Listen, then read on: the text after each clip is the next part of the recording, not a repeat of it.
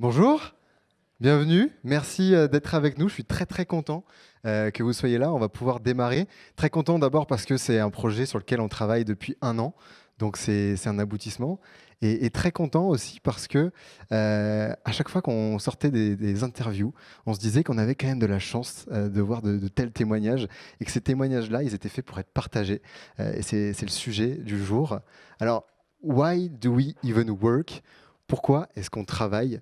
C'est la question centrale de ce documentaire. Il y en a peut-être une deuxième, c'est qu'est-ce qui fait qu'on rejoint une boîte plutôt qu'une autre? C'est des questions qu'on s'est posées. Alors, le premier tome du documentaire, on se posait la question, on essayait de montrer qu'on pouvait s'éclater dans son travail de plein de façons différentes, en tant qu'indépendant, au sein de collectifs, de communautés, en tant que créateur de contenu, dans l'entreprise, dans le salariat évidemment. Là, l'approche, elle a été différente dans le sens où on a été voir des entreprises directement. Et l'idée, ça n'a pas été de dire telle boîte est mieux qu'une autre, mais de montrer qu'à un moment donné, il est possible d'aimer son job. Et on a été voir des personnes qui aiment leur job et on s'est intéressé au levier de motivation. Qu'est-ce qui les fait lever le matin, ces personnes-là? Contre quoi elles sont prêtes à échanger ce qu'elles ont de plus précieux dans leur vie, leur temps? Bon, on va réponse à la question qui arrive dans un instant. J'aimerais d'abord qu'on prenne le temps pour remercier les partenaires de ce documentaire qui m'ont fait confiance. Et plus que la confiance, les discussions qu'on a eues ensemble, parce que en fait, c'est ces discussions qui forgent le documentaire, qui permettent de faire évoluer ma vision, parce que j'ai jamais été en entreprise de mon côté. Donc, c'est pour faire un documentaire sur l'entreprise, il faut bien que je parle avec des entreprises quand même. Donc, j'ai beaucoup appris de nos premiers échanges, des échanges qu'on a eus, qu'on a et qu'on va continuer d'avoir ensemble. Donc, merci à vous. J'aimerais vous inviter à venir dire un mot peut-être de pourquoi vous soutenez le documentaire et votre vision du futur du travail dans vos organisations respectives. Peut-être que Victor, CEO de Comet Meetings, qui nous accueille aujourd'hui, tu peux nous dire un mot de pourquoi on est dans le temple du futur du travail déjà ici. Je te prends un micro. Merci Samuel. Bonjour à tous, bonjour à toutes et à tous. Bon, déjà, je voulais dire bravo Samuel, parce que je pense qu'on est assez collectivement, je connais qu'une petite partie d'entre vous, mais je pense qu'on est collectivement assez impressionnés par ce que tu fais depuis quelques années, à un si jeune âge, je peux commencer à le dire. Donc bravo pour ça et merci de me donner un petit moment de parole. Je voulais vous parler donc de deux personnes, à la fois de Samuel, mais aussi d'Abraham Maslow. Je pense que vous le connaissez tous, peut-être pas personnellement, mais Maslow nous a créé sa pyramide que vous connaissez tous et qui parle des différents besoins du plus élémentaire, le besoin le besoin physiologique, j'ai besoin de manger, de dormir, de boire, jusqu'au plus cérébral, j'ai besoin de m'accomplir. Je pense que vous connaissez par cœur les trois échelons intermédiaires, mais vous avez donc le besoin physiologique, le besoin de sécurité, le besoin d'appartenance, le besoin d'estime de soi, et enfin le besoin d'accomplissement. Et je voulais partager quelques éléments, en fait, le constat de ce que deux crises ont eu comme impact sur cette pyramide, sur laquelle on est généralement exposé plutôt aux tranches 3, 4 et 5. Dans nos entreprises, on cherche plutôt à avoir accès à un collectif, à mieux s'aimer peut-être, et à accomplir quelque chose. On est moins dans les phases du bas. Mais la première crise dont je veux vous parler, c'est naturellement la crise ukrainienne, qui nous montre que, quelle que soit notre organisation, on peut très très vite retomber dans les besoins du bas. La deuxième crise, c'est la crise du Covid, qu'on commence à traîner depuis un petit moment, et qui nous a montré une chose très importante, c'est que dans ces organisations, on est plutôt exposé aux tranches 3, 4 et 5. Et bien, en fin de compte, le travail tel qu'on est en train de le changer, parce qu'on se pose la question du why do we even work, mais aussi from where should we even work, on réalise que le télétravail a un impact énorme sur cette pyramide. Parce que ce besoin d'accomplissement qu'on a tous, et ce besoin avant tout d'appartenance, eh bien ce besoin d'appartenance, on réalise bien qu'il passe par des moments ensemble. Ce besoin d'appartenance, il existe, qu'on soit salarié d'une entreprise naturellement, mais même quand on est freelance. C'est juste que ça va être un besoin un peu différent qui s'exprimera peut-être par le fait d'appartenir à une même famille de freelance. Mais je veux parler d'un point en particulier, c'est comment est-ce que ce besoin d'appartenance a été chamboulé depuis 2 ans. Alors chez Comet, on est convaincu que le travail, c'est la somme de 3 briques fondamentales. On fait tous au quotidien de la production. C'est lorsqu'on travaille sur un doc, un email. Ça, on préfère le faire seul, dans un endroit où on n'est pas dérangé. Le télétravail s'y prête merveilleusement bien, sauf si on doit gérer à côté de ça des enfants en bas âge ou autres, ou qu'on n'a juste pas la place. Deuxième brique fondamentale, c'est la collaboration. La collaboration, c'est ce qu'on arrive à faire à plusieurs, par définition. Et enfin, la socialisation. La socialisation qui est ce sentiment d'appartenance. Et je vais juste revenir là-dessus pour dire que ce qu'on observe depuis quelques années chez Comet et accéléré depuis 2 ans avec cette crise, c'est que le futur du lieu de travail, c'est en fait un lieu de réunion. Le futur du lieu de travail, c'est pas un poste de travail derrière lequel on irait s'installer en ayant fait 1 heure de trajet le matin, 1 heure le soir. En fait, on ira au bureau avec intention et pas par obligation. Et on ira pour s'installer autour d'une table de réunion et pas pour s'installer derrière un poste de travail. D'ailleurs, le bureau lui-même est mal nommé. Donc peut-être que ton opus 3 sera sur quelque part les lieux, même si tu en parlais déjà dans l'opus 1. Dans le documentaire, on dit la phrase « aller au travail » n'a pas de sens. On le dit, cette idée-là. Ouais. Et c'est marrant que tu parles de Maslow parce que, et vous en rappelez du coup, Flo et Guillaume, dans les interviews, ils ont tous évoqué Maslow en fait, à un moment donné quand on parlait de travail. Bon, voilà. Et en fait, quand on n'ira pas au travail, on n'ira même pas au bureau, parce qu'aller au bureau serait aller s'installer derrière un bureau, élément de mobilier derrière lequel on s'installe seul, ce qui a absolument pas de sens. Tout ça pour dire que chez Comet, on est convaincu que le lieu de travail de demain sera un lieu de réunion, pas seulement parce qu'on fait des lieux de réunion, hein, juste parce que c'est aujourd'hui une évidence, et même Sundar Pichai, le CEO de Google, le disait il y a encore 2 semaines. Voilà. Et donc en 2 mots, Comet, on crée à la fois des lieux comme ici, des lieux qui sont destinés à répondre aux besoins de réunions un peu stratégiques des entreprises. On a 5-6 bâtiments comme ça à Paris, je dis 5-6 parce que j'ai même oublié combien on en avait. On en aura bientôt 8, ça je le sais. On en a à Bruxelles et on ouvre bientôt à Madrid. Et c'est pour répondre aux besoins des entreprises qui veulent se réunir en ville, sortir de leur cadre, mais sans dépenser 2 bras et une jambe, et sans non plus avoir besoin de partir très loin. Et aussi, une deuxième activité, je m'arrêterai là-dessus, qui s'appelle Hospitality, et comment on aide les grands corporates, et aussi un peu les grands propriétaires de bureaux, pour repenser leur immobilier de bureau, pour se dire, voilà, le futur du bureau doit être collaboratif, il faut créer des lieux de collaboration, il faut les faire vivre, les opérer, les commercialiser. Ils font appel à nous. Voilà, c'est tout pour moi. Merci beaucoup Samuel et bravo encore. Merci à toi Victor. Et puis merci de nous accueillir ici, parce que je pense qu'on se sent bien quand même chez Comet. D'être de retour dans 1 an.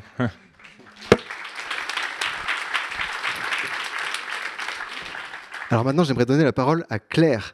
Claire, qui est à la tête de S3 en France, et avec qui on a fait énormément de choses depuis 2 ans.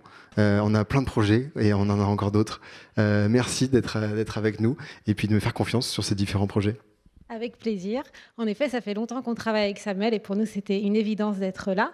Alors, je vais vous expliquer pourquoi. Parce que notre activité, c'est de mettre en relation des talents sur les métiers du STEM. Et donc, on est au cœur de 2 grandes tendances. Le développement du STEM, donc les sciences, les technologies, l'ingénierie, les mathématiques. Et la deuxième tendance, c'est tout ce qui est flexible working, donc tout ce qui est autour du freelance. Et c'est comme ça qu'on a rencontré Samuel et qu'on a commencé à faire des choses ensemble. On ne va pas dire quand parce que ça va faire de nous des vieux. Donc voilà. Et pour nous, c'est très important le thème de cette année parce qu'en plus de tout ça, on expérimente le futur du travail nous-mêmes, puisqu'on mène une transformation en France pilote pour le groupe depuis 3-4 ans. Et d'ailleurs, j'ai quelques collègues dans la salle et je suis très fière d'eux, de l'aventure dans laquelle ils se sont lancés, puisqu'on essaye d'expérimenter plus d'autogouvernance. Donc, vous connaissez Lalou, vous connaissez Isaac Guette. Voilà, nous, on essaye d'aller développer notre propre modèle là-dedans. Et donc, pourquoi on travaille ? On travaille, je pense, pour une mission. C'est ce qui est dans ton documentaire. Ouais. Et on travaille aussi parce qu'on a envie de faire des choses positives ensemble et de faire bouger notre société. Et pour nous, c'est l'impact sur notre groupe à nous, mais aussi sur l'écosystème freelance. Et on est très fiers de contribuer via des projets comme le syndicat indépendant Poico ou un autre projet qui va bientôt voir le jour de Catherine Barbat de l'Envie School. Donc voilà, c'est des choses qu'on est très content d'accompagner et on est très très content d'être là pour célébrer ça avec toi aujourd'hui. Un grand merci Claire, et vous le faites avec brio de tester le futur du travail parce qu'effectivement on en parle, on fait de la communication, mais on s'est aussi réunis 2 jours pour un séminaire avec l'ensemble des partenaires pour réfléchir à la vision qu'on avait du travail, et je sais que vous le testez beaucoup en interne, donc merci pour pas seulement faire de la communication mais pour aller au-delà et de tester et de faire des choses réellement au sein des entreprises.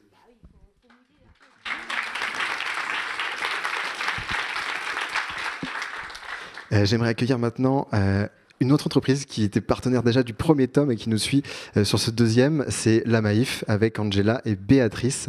Merci de nous rejoindre. Alors, dans le documentaire, on parle de 2 sujets qui vont vous parler de confiance, de mission, d'engagement.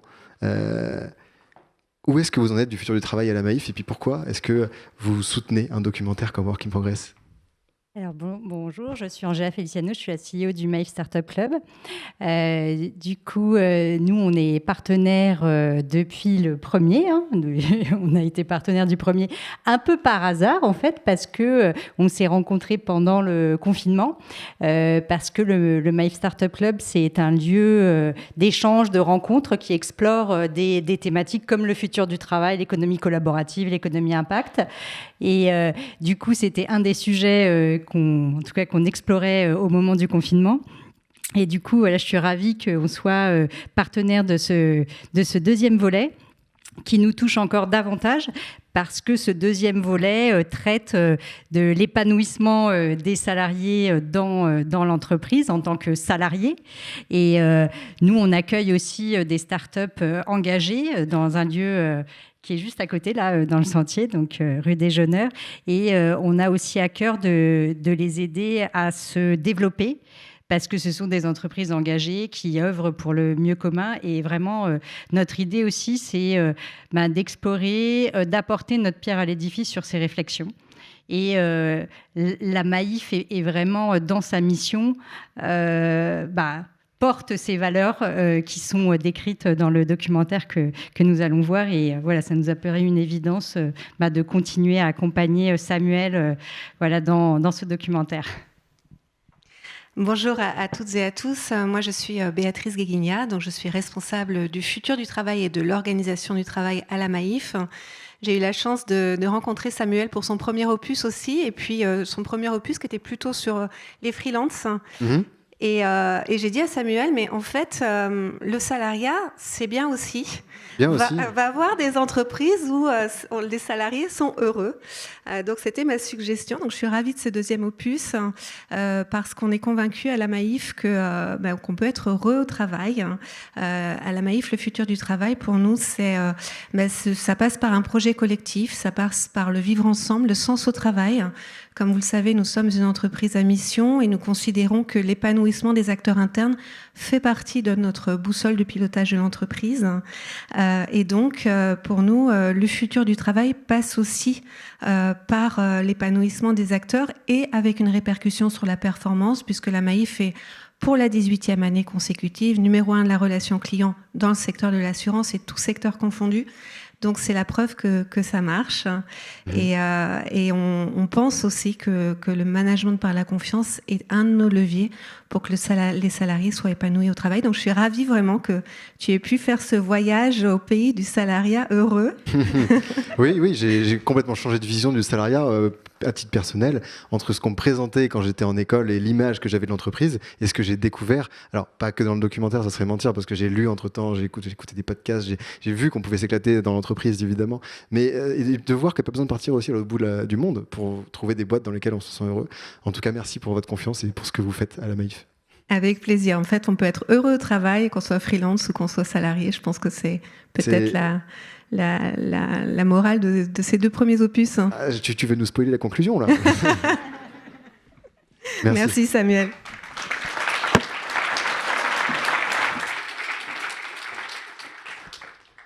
Alors, on accueille maintenant une autre entreprise qui était partenaire aussi du premier tome, mais sous un autre nom, en fait. On avait Natixis à nos côtés du premier tome. Et dans ce deuxième tome, on élargit la réflexion avec la maison mère, le groupe BPCE. On a la chance d'avoir parmi nous Béatrice Lafourie, directrice des ressources humaines. Bienvenue, merci. Comment s'incarne le futur du travail dans un grand groupe français ? Alors, Alors oui, effectivement, nous on est 100 000. Alors le futur du travail, c'est évidemment le message, le sujet du moment. Et ça s'incarne parce que c'est même le nom de notre projet stratégique. Il s'appelle Dessiner le futur du travail. Et donc on a été très heureux de participer au premier opus. Et puis on a eu le bonheur aussi de te permettre de rencontrer les dirigeants du groupe. Tu étais venu nous voir et on avait réfléchi. Depuis, on l'a écrit, le projet stratégique. Et on s'est dit, on sait en fait dans notre groupe que le travail change, toutes les dimensions du travail sont en train de changer en même temps. Le contenu des métiers change, le contenu des missions change pour à peu près tout le monde, sous l'effet du digital, des nouvelles technologies, des nouveaux modèles relationnels et commerciaux. Donc ça, c'était un premier élément qu'il faut absolument prendre en compte, quels que soient les métiers. Et puis, on a aussi évidemment les modes d'organisation du travail qui changent. Aujourd'hui, on a 50 000 collaborateurs dans le groupe, 1 sur 2, qui sont en travail hybride, avec des accords de télétravail importants partout dans le groupe. Et puis, surtout, et c'est de ça dont on va parler, je crois que la relation au travail est en train de changer dans la banque. Et c'est le plus important. Je crois qu'on est vraiment au moment d'une révolution qui est à la fois humaine, éthique, sociétale et puis aussi business. C'est ce que nous disent les collaborateurs. En fait, ce qu'ils nous disent la plupart du temps, c'est qu'il n'y a plus de rupture entre les moments de vie privés et puis les moments au bureau, au boulot, que ce soit chez soi ou que ce soit sur site. Et donc ça évidemment, ça nous fait réfléchir et ça nous demande d'organiser les activités de manière très différente et ça donne un rôle tout à fait spécial à la fonction RH. Donc on s'est donné des orientations autour de 2 enjeux. Tu l'as dit en fait, on a besoin vraiment de travailler sur le sentiment d'appartenance à un collectif, à un groupe, à un projet, à une mission ou au moins un projet, un dessein commun. Et puis, on a aussi besoin de redéfinir les conditions d'exercice des métiers, c'est-à-dire en fait les conditions de vie au travail. On s'est fixé trois grands projets, 3 grandes orientations, 3 engagements. Le premier, c'était de se dire que tous les collaborateurs du groupe, et on est quand même 100 000, doivent être à l'aise et bien dans leur job. Et ça n'est pas rien de le dire. Il faut l'organiser et ça passe par plusieurs choses. Ça passe par des périodes d'intégration qui durent maintenant 3 ans. Ça passe par aussi une capacité donnée à chacun de toujours développer ses connaissances, ses compétences. Je sais pas, je crois que j'ai vu qu'on a Open Classroom qui oui, voilà. Open Classroom. Alors, on est très client, donc on a besoin aussi de montrer, de dire à nos collaborateurs qu'ils peuvent constamment progresser dans leur job et dans leurs connaissances et dans leurs compétences. Donc on a des plateformes qui sont maintenant aisément accessibles, en libre accès pour l'ensemble des collaborateurs, et ça c'est dans le groupe, toutes les entités du groupe. Et puis, évidemment, il y a tout le reste, on en a parlé au début, il y a l'environnement de travail, il y a le bien-être au travail, puisque c'est le sujet du moment aussi, et on veut donner une attention toute particulière à la maîtrise de notre empreinte environnementale. Donc, on a créé un programme qui s'appelle WELL, Well, donc W-E-2-L, et qui est démultiplié sur l'ensemble du territoire, partout en France et aussi à l'international via Natixis. Mais particulièrement en Île-de-France, c'est important parce qu'on est dans un grand programme de rénovation de nos implantations. On passe de 21 à 9 immeubles et on va prendre à bail 2 tours que vous connaissez peut-être, que vous avez peut-être déjà vus, qui sont dans l'Est parisien, qui sont maintenant les tours Duo BPCE. On sera 10 000 collaborateurs dans ces tours de 90 000 m². On sera évidemment en mode hybride avec 10 jours de télétravail par mois. On sera en flex office. Tout le site est organisé de manière à faire en sorte que les gens aient envie d'y venir, avec 50% de l'espace qui sera dédié à des lieux de travail collaboratif, avec des endroits pour faire des séminaires comme ici, avec des lounges dans les équipes. Donc tout ça, on se dit qu'on a à le construire et que ça pourra être réversible d'ailleurs. Donc on réfléchit énormément à nos modes de fonctionnement dans ces nouveaux lieux dans lesquels on va emménager très prochainement à partir du mois de juin. Et puis on se dit que l'expérience de travail doit être vraiment maintenant portée au plus haut niveau d'attention dans l'entreprise, au moins au niveau où on porte l'exigence autour de la satisfaction client. Et ça, c'est un des marqueurs du projet de BPCE. Donc voilà, on est complètement en ligne avec les deux films que tu vas nous présenter là tout à l'heure. Et oui, on y arrive. Merci beaucoup, Béatrice, pour la confiance.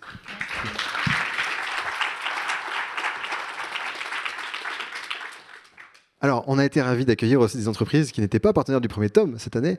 J'aimerais qu'on accueille aujourd'hui Anthony de freelance.com. Merci d'être avec nous, Anthony. À quoi ça va ressembler l'entreprise de demain ? Est-ce que c'est une entreprise étendue ? Merci Samuel. Oui, c'est notre vœu le plus cher. L'entreprise étendue, c'est une entreprise très organique dans laquelle finalement il n'y a plus tellement de différence entre les talents internes et les talents externes. Et c'est un peu la raison d'être de freelance.com. En fait, notre mission en 2 mots, c'est simplement de connecter des entreprises avec des talents externes. Alors évidemment des freelances comme le nom le suggère, mais pas que. On travaille énormément avec des startups, des PME qui ont les mêmes difficultés, les mêmes barrières parfois pour accéder aux projets des grands groupes. Et en fait, moi, ce qui me semble intéressant quand je repense un peu à l'histoire de freelance.com, qui est une boîte française qui a été créée à la fin des années 90, donc assez ancienne, qui a vécu plusieurs vies, qui est passée pas très loin du dépôt de bilan, c'est que depuis 5 ans, on vit une nouvelle jeunesse, donc qui nous a permis de passer de 30 millions d'euros à un peu plus de 600 millions d'euros l'année dernière. Alors, en interne, on veut croire qu'on a un petit peu fait le boulot. Vous avez été bon. Non, c'est toi qui le dis, je préfère que ce soit toi. Mais on est surtout conscient qu'en fait, on est sur un mouvement sociétal qui est extrêmement profond et qu'on a besoin de mieux comprendre. Donc pourquoi ce partenariat, pourquoi on a le plaisir de travailler avec toi, c'est qu'on est à la recherche justement d'éléments de compréhension, comme d'autres qu'on a pu réaliser cette année. Ça fait 3 ans qu'on travaille avec l'IFOP pour mener un baromètre sur les aspirations des cadres du privé et les moteurs et les freins qui peuvent les pousser demain à se lancer dans le freelancing. On a lancé également avec l'École nationale de statistique, on a publié la semaine dernière la première grande étude statistique sur le freelancing en France, parce que c'était une population qui était assez mal connue, parce qu'au niveau de l'INSEE, il y a les salariés et les non-salariés, mais dans les non-salariés, il y a beaucoup de choses qu'il faut décoder. Donc en fait, ces différentes pierres qui sont à l'édifice de ce grand projet, de cette grande montagne que tu nous invites à gravir, j'ai envie de dire aussi qu'il y a un plaisir tout particulier dans cette pierre-là qu'on va voir tout à l'heure, parce qu'il y a un supplément d'âme, il y a ton âme à toi finalement, ce que tu as mis dans tes tripes dans ce film, évidemment le travail remarquable de com, et donc on est très très impatient de découvrir le résultat en images. Donc merci beaucoup. Merci beaucoup Anthony.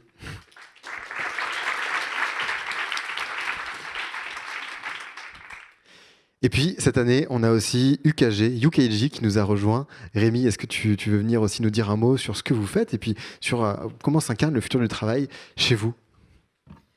Merci à tous. Écoute, Samuel, on est ravis d'être présent. Alors oui, on n'était pas là pour le premier. On a un peu raté le coche. Je crois que tu avais trop de financement déjà à l'époque. Donc ça, c'est plutôt un problème sympathique à avoir. Mais on est content d'être dans ce deuxième opus. Et on se connaît déjà un petit peu avant, parce que pour la petite histoire, on avait fait il y a 2 ans un podcast et je t'avais interviewé. Et je me souviens que, honnêtement, pendant les 5 premières minutes, je me suis dit, mais c'est quoi ce mec ? Il n'a rien fait, il va nous apprendre la vie. Et puis en fait, on l'écoute 5 minutes et oui, il vous apprend un peu la vie. Non, ce que je veux dire, c'est que tu avais fait un travail vraiment super et on sent que tu t'es posé plein de questions et il y a pas mal de choses absurdes parfois dans le monde de l'entreprise et c'est bien aussi de prendre le temps de se dire, mais de se poser des questions comme celle-ci qui peuvent être assez peut-être naïves, mais en fait qui est une question fondamentale, quoi. Pourquoi est-ce qu'on travaille ? Alors pourquoi aussi chez nous, chez UKG ou UKG, effectivement on se pose la question. Évidemment, depuis 2 ans, on a vécu énormément de transformations comme tout le monde, ça je pense qu'on est tous concernés. Mais on a aussi vécu, nous, une autre transformation, c'est que en fait, si on réfléchit à UKG, il y a 2 ans, ou peut-être un peu plus avant, il y a 3 ans, en fait, UKG en France, c'était PeopleDoc. Donc, c'est-à-dire, il y a 5 ans, c'était une start-up.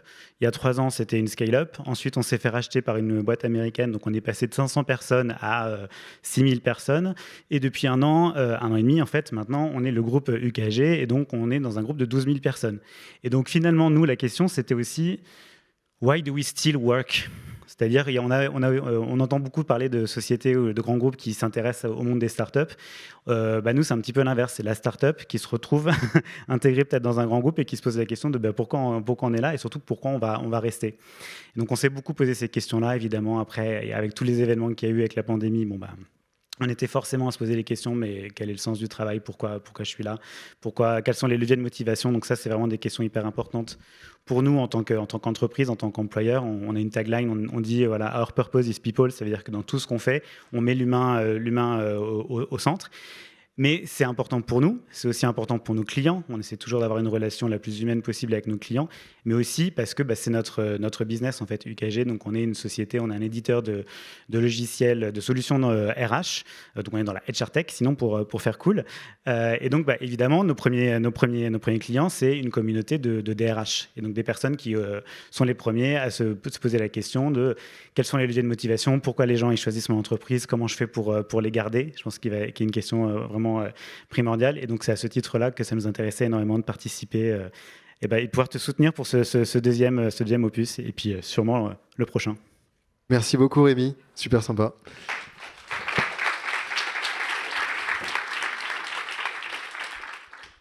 On va passer au documentaire. Alors évidemment, il y a une équipe qu'il faut que je vous présente, c'est l'équipe qui a réalisé le documentaire. Parce que moi, je vais pas très loin en fait pour faire un documentaire. J'ai jamais tenu une caméra de ma vie. Donc l'équipe de Com, si vous voulez venir, Flo, Guillaume, Harold aussi pour nous dire un mot. Alors on va pas être long parce que en fait tout leur talent, vous allez le voir naturellement dans le documentaire. Ils sont super doués. Dans le documentaire, on pose la question de pourquoi est-ce qu'on travaille, et donc on pose la question des motivations. Juste une petite histoire et après on regarde le documentaire. Le premier tome, moi ce qui m'intéressait dans le documentaire, c'était l'aspect challenge. J'avais jamais fait de documentaire, donc j'étais hyper intéressé par le côté défi. Je me disais mais est-ce que je vais y arriver? Et la position d'outsider, c'était quelque chose qui me plaisait bien. Dans le deuxième tome, il n'y avait plus cette notion-là parce que je me disais bon bah j'ai fait le premier, a priori je vais arriver à faire le deuxième. Je savais le processus était assez le même. Par contre, ce qui était mon levier de motivation, c'était de le faire avec vous, de le faire en équipe, parce que j'étais venu chercher une équipe de prod et j'ai trouvé des potes. Et c'est aussi un des aspects du futur du travail, c'est l'environnement de travail. Et donc merci à vous parce qu'on passe des moments de ouf sur ces tournages. Merci à toi Sam. C'est incroyable d'être là ce soir parce qu'on est sur le point de voir le fruit de quasiment un an de boulot, donc ce qui est quand même assez dingue. Et du coup déjà un immense merci à toi pour la confiance qu'effectivement il y avait déjà le premier volet qu'on a réalisé ensemble et qui était déjà une folie. Et quand tu nous as parlé du second volet, ça nous parlait encore plus parce que cette thématique c'est l'une des raisons pour lesquelles on a lancé Com avec Flo. Je suis assez ému ce soir, c'est un truc de ouf. Mais donc du coup, c'est comment est-ce qu'on va donner du sens aussi pour toutes les personnes qui travaillent chez Com, qu'on ait envie de venir bosser. C'est vraiment un des sujets principaux et qu'on continue à développer chez Com. Donc ça nous a botté de ouf et tu nous as permis aussi de pouvoir lancer la partie documentaire de Com, ce qui est juste un truc extraordinaire. Et on a plein de sujets assez fous qui arrivent cette année. Ouais. Vraiment même de dingue. Et puis un immense bravo les gars à tous les deux parce que c'est une réelle de fou que vous avez fait et franchement sans fausse modestie. C'est eux deux qui ont géré tout ça. Et une petite mention spéciale pour Flo qui en plus d'être un associé de fou, vraiment, c'est un réel hors pair. Donc, vraiment, voilà. Vous allez le voir dans les images, il est trop fort. Il est trop fort. Donc moi je tiens pas la caméra, c'est eux. Moi je suis juste là pour tenir le micro. Mais voilà, vas-y mon Flo.